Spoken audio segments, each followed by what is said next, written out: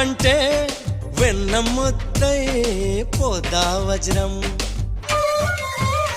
నీ ఛాతి విఖ్యాతి ఆ తెలుసులే మేలేత నా బుగ్గలో మొటిమకు.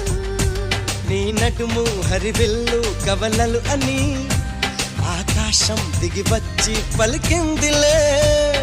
చిచ్చర పిడుగై చొచ్చుకుపోతే చిచ్చర పిడుగై చొచ్చుకుపోతే పచ్చని ఆకై విచ్చుకుపోతా.